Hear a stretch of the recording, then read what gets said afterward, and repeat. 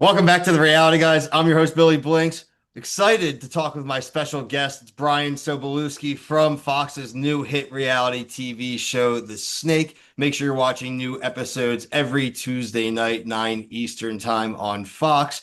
Bryan, I'm excited to have you here, but unfortunately, usually when I'm having these conversations, it means that the person did not end up winning the said reality television show. So I'm excited to have you, and we're going to dive into why you went on the show, a little bit of your past, everything. But I always like to lead these conversations with, what do you think went wrong for you? Boy, I really think that I didn't make enough alliances.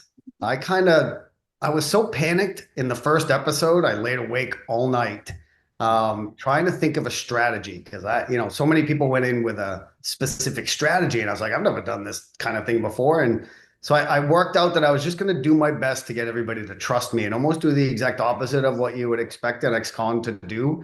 I wasn't going to be underhanded. I was just going to be honest and get everybody to like me as much as possible. And I think I did that. I just don't think I made as many alliances as possible, and I butted up against my lifelong refusal to ask anybody for help, and that's what I didn't do. Yeah, it's interesting you say that. In my review of the second episode, and then obviously following your departure here in episode three, I thought almost in a sense like there may be too many. If you're trying to make too many packs, it's almost like you have no packs, right? And I don't know obviously how the rest of the season is going to play out, and we're going to have to see if that runs true. But do you feel that maybe those that if is it a fair stake to say that maybe those who maybe we're a dead solid lock in with one person may end up being safer? You think could have been a safe one? Because I don't think you thought you may have had a number one with Catherine, but it turns out you didn't. No, I really thought that I would, when you saw the way that the first safety ceremony went, the house was completely divided.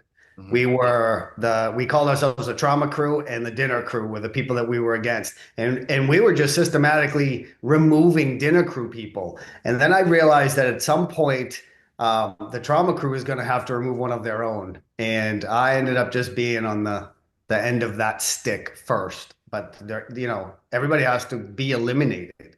So it really doesn't matter how many packs that you have or alliances that you have. There's only ever going to be one snake. So What did you think of this episode with Pastor Jacob and him going around trusting to make a pact there? Did you catch on to it as much while that was happening that night? And kind of what were your impressions of if that was going to work out well or not? Um, I got pretty upset with the pastor because I was hoping that he would do what you would expect a pastor to do and not keep the house divided. I thought he was going to sort of turn the house on its ear, but he just went with the regular. He said, I'm just going to save the dinner crew. He walked around the house and told everybody that, and I got pretty upset with him. Him and I, confronted a little bit. I told him that I was pissed off and that, in my opinion, a pastor should look to bring a house together and not keep it divided. So I was upset at that point.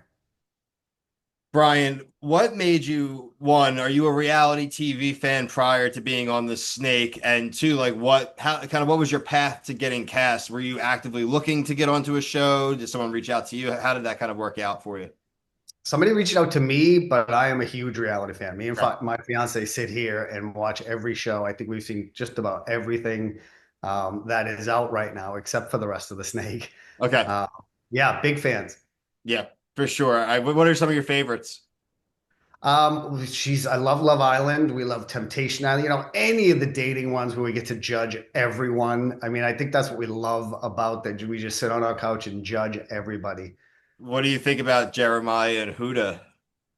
Not big fans, but Are you caught up from last night?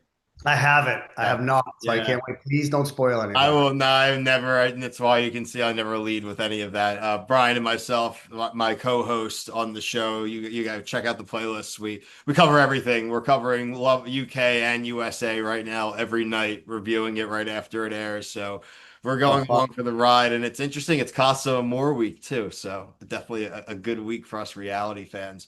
Bryan, now obviously you get cast. That's got to be exciting. I am interested though. The premise of the snake, I don't think is a premise that's outside of a lot of reality shows of being sneaky, betrayal, etc. But I guess what's interesting is that you guys are being intentionally typecast based upon your history, your job. You talk about obviously your past. When you found out what this was going to be, did it change your feelings at all? Of being like, okay, wow, they're really gonna have to be highlighting maybe you had a part of my life that is tough, or maybe isn't the full story of me. Did it change your feelings about being on the show at all? not at all. I thought that everybody would instantly see me as a threat. So I knew coming in that it would be, they'd be the biggest target on my back. Everybody was wondering who the ex-con was. Everybody. So I was like, do I reveal it or do I kind of keep it quiet? But that's what happened that first night. Everybody kind of walked around and said, who's the ex-con? Who's the ex-con? So I usually put it right out there. It's usually 10 minutes of you knowing me that I will let you know my past because I don't want to be judged by it. And if you're gonna have a problem with it, I'd rather know 5 minutes into knowing you than, 3 months. Getting cast for a show in its first season is interesting. It's actually some of my favorite cast interviews that we do here on the channel. Most recently, we did a $1 million secret on Netflix. That was a first time cast. We went through all of the different cast members, and so I guess for a reality TV fan, if you think now, like if you had your choice, would you have rather been able to know the show you were going on so you could have strategized, or was it fun to frankly just get kind of thrown into a first time because there's kind of something to be said about being an OG? I don't know. I don't know if either way would have helped. I think I would prefer not knowing. But either way, I was in my own head and completely freaked out by even drinking that drink was something that I knew going in I wasn't going to be able to do. I said to my fiance, I said, "Hon, what if they try to make me eat a bug?" And she's like, "It's $100,000. You eat that bug. Do not come home without without that 100 grand." So, it was super super fun. A little bit stressful, trying to maneuver 15 other personalities, but super grateful that I did it. I would do 10 more. Oh, I love to hear that. I think it's awesome. I think what was great this third episode, not outside of your elimination, but I thought we got to see a little bit more of what was going on at the house, some more conversations, and I think that's frankly what I'm hoping to see more of this season. After the first three episodes, maybe like who are some people that you think like you're looking forward to seeing more of now that you get to watch as a viewer now and not have to be actively involved? I'm looking forward to more Pastor Jacob. I'm looking forward to Catherine because she's really set herself up as the evil one in the house. I love the good versus bad. Um, I'm looking forward to the detective because he ended up winning me over. I instantly wanted to butt heads with him, but just because of who he is, I'm supposed to hate him. Yeah. Uh, Law versus outlaw kind of thing. But yeah, those would be my top three. I And Frankie is I just love Frankie. It's really hard not to love that guy. there's good vibes people on the show. Someone I actually know from being from the area is Jordan. Super good vibes person on the show. So and I know that Jordan saved you once, you saved her. So I mean, but I'm looking forward to seeing the maybe more of the competitive side too get to come out as well.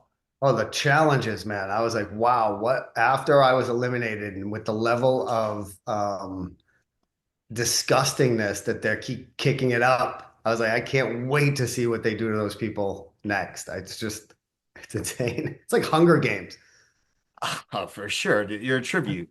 Uh, if you had to say who is the now, obviously you have no idea about results, and I'm not looking for anything like that, but from your impressions, who is the least snake-like in the cast and who is the most snake-like?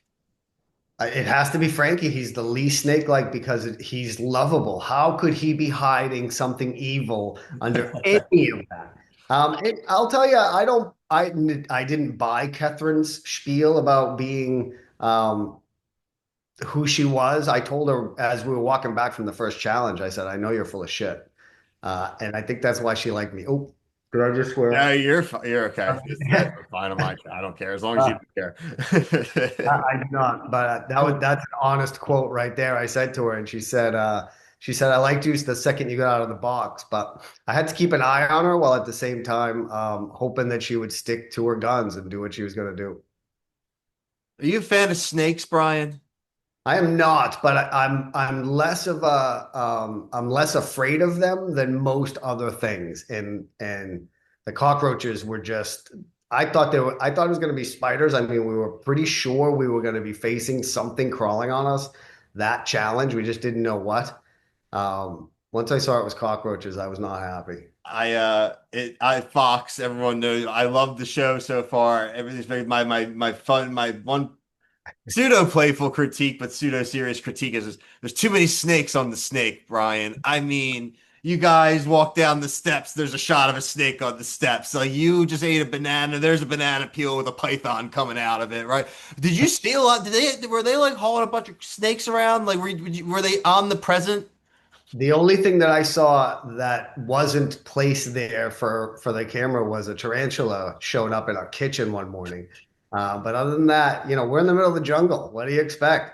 To see a snake in the jungle, yeah, that I'm okay with that. But to see a snake in my house right now, I would not be okay. uh, Snakes would have gotten me. I mean, the game show would have been messing with my head. But um, Brian, obviously, I think you like showed yourself well in the show. The elimination kind of went the way it went. You ended up in a double elimination, which is tough. But if you were to someone now were to say, Brian, you went on the snake. What's the feeling that comes up? What's the first thought to come up if you had the kind of one overall thing to think about the show, your experience? I was excited. I was so excited just to be part of it. Seriously. My story isn't the greatest, and I'm starting to enter a part of my life where people are okay with it and they're starting to appreciate it a little bit. And I'm starting to get a little bit of hey, this is I don't think they would have just let an ex-con on there. That it had to be the ex-con that was redeemed, and that is what I am, and that's what I hope everybody saw, and they instantly do. So, I learned so much about myself doing this show that it was almost like a psychological experiment for me. It was like therapy. I thought we got to know you pretty well, Brian, but I think it would be fair to say that you're probably more than the ex-con. So, what are some other things that you would want people to know about you? What are your interests? Like, what makes Brian Brian outside of his snake persona? I am just into self-improvement. I'm a personal trainer. I have been for a very long time. It was one of the only jobs I could do outside of prison because of my felonies. So, for a long time, I hated the job because of it, but then I got really into it. I've written a couple of books about fitness. Uh, Oh, cool. yeah, I've developed some ways in exercise to look at side dominance. You have a dominant side right now that is doing things that your non-dominant isn't. So I've worked really hard to become a different person than you would imagine when you hear the term he's an ex-con or hear the phrase. I am a dad of a now just a week past 1 year old who is desperately looking to get back into a shape. I used to be a swimmer all through high school and college. Have some bum shoulders due to that, being a butterflyer and such. So I just wrote that down, and I'll pull up the stuff, pull up your books and stuff. I'll put them in the bio here so everybody can see them. But that's definitely super interesting, and I'm gonna definitely take a look at them. Cool. Brian, anything else? You said it. You kind of told you took my last question. I usually do, but Brian, would you do reality TV again? Is there a chance we see you on our television screens again in the future?